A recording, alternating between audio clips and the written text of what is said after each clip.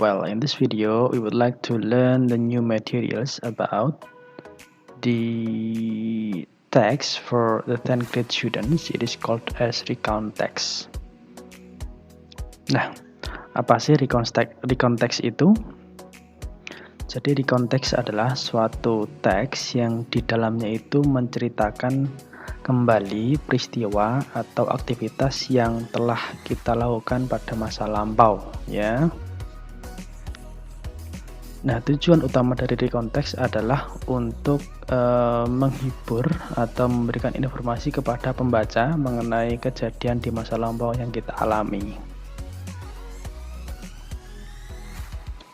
Kemudian jenis structure dari recount text sendiri itu ada tiga ya, ada tiga jenis structure dari recount text. Yang pertama adalah orientation. Jadi pada orientation ini itu berisi mengenai pengenalan dari cerita suatu teks ya, suatu peristiwa di masa lampau.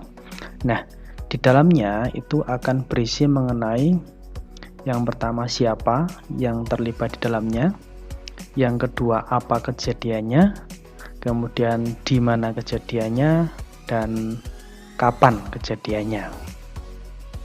Nah, itu adalah yang ada di orientation.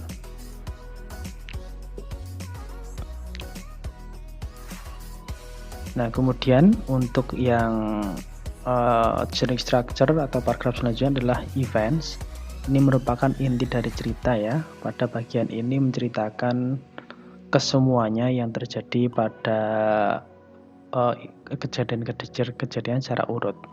Yang ketiga adalah di orientation. Bagian di orientation ini berisi kesimpulan dari cerita mulai dari paragraf pertama sampai events ya. Jadi ini bisa jadi suatu closing atau penutup dari sebuah teks ya.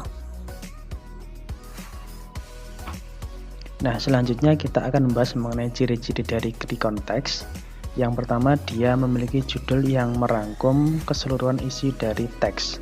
Misalnya kalau judulnya adalah My Vacation to Jogja, maka ceritanya hanya akan seputar vacation to Jogja, tidak ke Bali, tidak ke Nganjuk ataupun lainnya ya. Kemudian yang kedua, dia menceritakan peristiwa yang terjadi pada masa lampau. Oleh karenanya, maka nanti dia akan menggunakan past tense ya, menggunakan verb 2. Contohnya nanti last month ya, I went to Jogja, when bukan go ya. Yang ketiga, semua kejadian yang diceritakan itu disampaikan secara urut, tidak boleh jumble ya.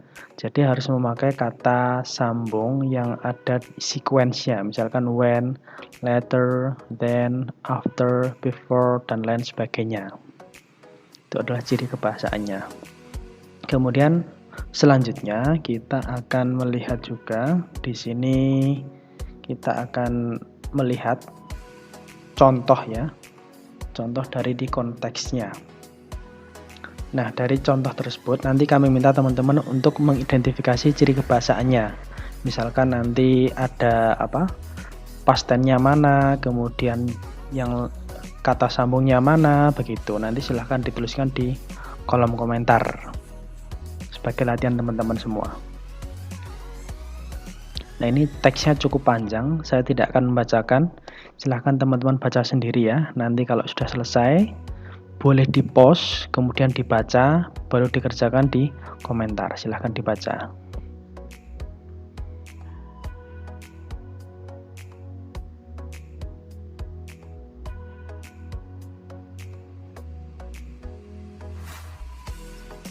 Judulnya adalah Vacation to Santolo Beach ya.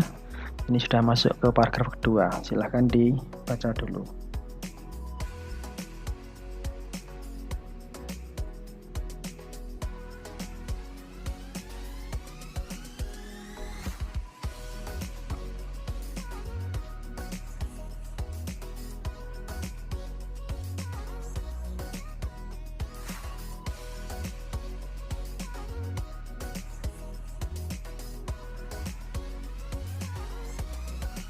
After we arrived, ya di sini ada kata sambung ya. After ada kata past tense-nya arrived. ada kata was, ada crowded, enjoyed. Nah, itu adalah ciri-ciri kebahasaan yang perlu teman-teman perhatikan dan nanti bisa dituliskan di kolom komentar. Nah, ini sepertinya sudah akan mendekati pada paragraf terakhir ya. A day at Santolo Beach felt so short. We were quite tired for playing a whole day, but we were very happy. Nah, itu adalah kesimpulan dari paragrafnya. Silahkan ini teman-teman dituliskan di kolom komentar ya. Nah, itu tadi adalah keseluruhan penjelasan mulai dari definisi, kemudian general structure, ciri-ciri, dan juga contohnya. Kalau teman-teman masih merasa ada pertanyaan, bisa dituliskan di kolom komentar atau bisa kontak us di nomor yang tertera tadi ya. Nah, sekian, ini adalah nomor kami, Instagram kami. Kalau mau follow silahkan ya. Terima kasih dan jalani jamu.